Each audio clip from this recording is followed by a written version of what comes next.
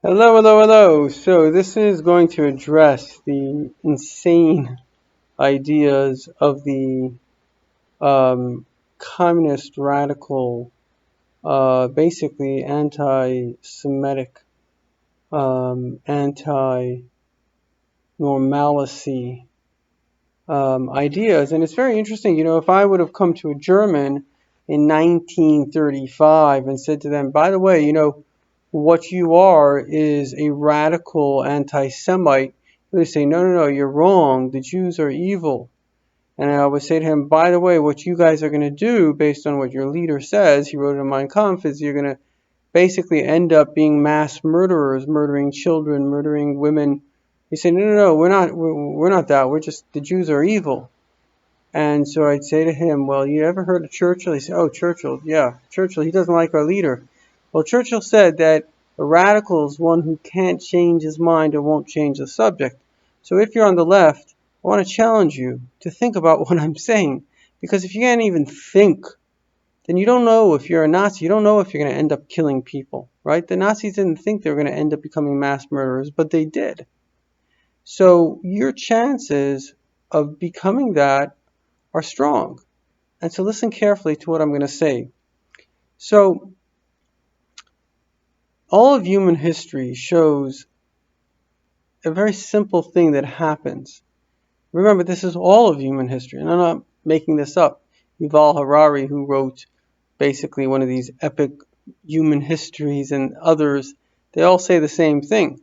So very few times in human history do you actually have freedom. Most of the time you have tyranny. We live in a very unique time that many countries have freedom. It's very rare in human history for people to be free. In order to be free, there has to be an ideology of freedom, democracy. But you see, democracy, as one of, I think, the founding fathers said, the price of freedom is vigilance. Now listen very carefully to those words. The price of freedom is vigilance. So I'm going to give you a simple example. Let's say I've got $100,000. Yeah, so what's the chance that I'm going to hold on to that $100,000?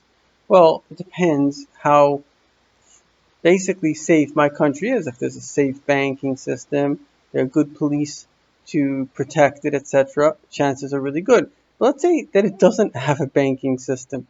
Okay, well, I have to have it in cash. So what's the chances I'm going to hold on to it? Well, let's say other criminals know about it. What's the chance I'm going to hold on to it? Well, is there a police system that's going to protect me? Maybe not. I know a guy, he was a former gang leader. When he heard that there was, I don't know, other black brothers that had money, he would go. I'm not even going to say how he would find out that they had money. He tortured the people until they tell him where the money is, and he'd take their bodies and he'd bury them. That's what he did. And so the point of the matter is that you are only as safe as the safety net that's protecting you. But the thing is, people that grow up in safety don't realize that. And there's a very famous example, a true story of a guy, a geologist who came to a town. He says, by the way, you guys are on a mine dump. This town is built on a mine dump and it's going to collapse. And the people of the town, kind of the leaders of the town, they laughed at him. Since when do towns collapse? And the town collapsed and a lot of people died. So people don't want to engage in things that will make them uncomfortable, and certainly that will actually make them change, because they're too comfortable. Comfort is like a drug. I lived in Africa for a long time. In Africa, and especially South Africa, a good example of what happens when the legal system and the police system break down. It's one of the most anxiety-ridden places in the world. And so you see what humans are capable of, and then you come to a place like America. I remember just driving for 3 hours on the highway, and I didn't have to worry about getting hijacked. I was like, wow, this is amazing. This is freedom. So people don't realize that hundreds of millions of people around the world just want to come to our country just so they don't get hurt or raped. I remember asking a Mexican lady who worked for my brother, so did you feel safe in Mexico? She says, no. It's run by criminals. People don't understand what that is, that your body is not safe. It's unbelievable. And so, but the problem is that when there is this safety and this security and there's this freedom, eventually what happens is like a bunch of teenagers. Imagine you have a bunch of teenagers, but there's the parents and the teenagers, but for 100 years. So eventually what's going to happen is the teenagers like, why should you make the rules and the teenagers just run by their emotions. So they come up with a philosophy, which is, your idea of how you run this government is really not true. The better way is, I don't know, free sex. And they then overthrow the parents, and then the whole civilization collapsed, because the civilization is based on certain fundamental principles that keep everyone safe. And it's no question that if you're part of the left, that's what you're part of doing. Now, you may not think you're part of doing it, but the Nazis didn't think they were Nazis. And so it's, I'll conclude with the Baal Shem Tov says, if you want to know the truth, and this is very important, you always have to ask yourself, what is the opposite? So let's say you believe, I don't know, this insane idea of transgender. You can choose your gender, right?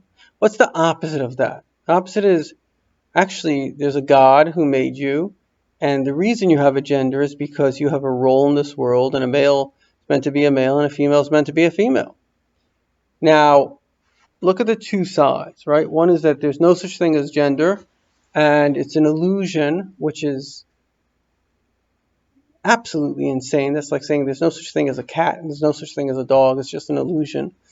And but what's the result of that? The result is insanity. There's no. I mean, the civilizations that are not based on kind of biblical values are actually going to die out. All of this philosophy doesn't matter, because in 100 years, the people that have it are just not going to be here. They're not replacing themselves. So the bottom line is that if you look at it objectively between the two things, so you say, okay, there's a male, female, and they are meant to get married and have children and raise a good society, versus there's nothing, they can do whatever they want, and we know for sure that they're going to die out. So which one seems real? Which one seems right? And it doesn't take a rocket science, and you should do the same thing for everything. Whatever it is, ask yourself the question. Let me go to the opposite spectrum.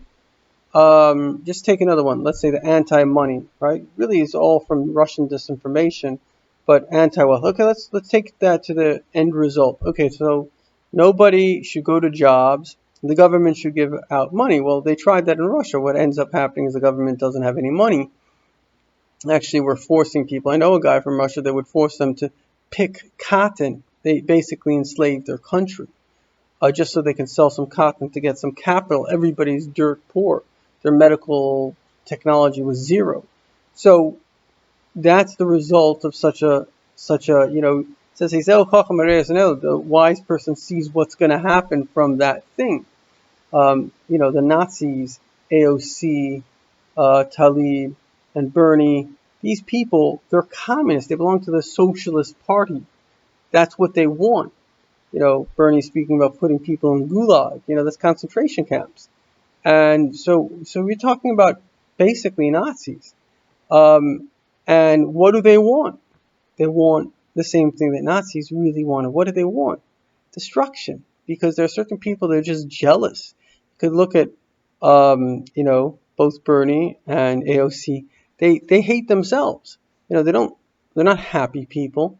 And people that hate themselves, they cannot handle other people enjoying life. They can't handle love because they're jealous of it. That's what it is. And so again, if you take the flip side, let's take the exact flip side, which is, no, everybody's allowed to make as much money as they want. So what happens then? Well, people start to make money, and then there's jobs. If they want to give charity, they give charity. If they don't, they don't.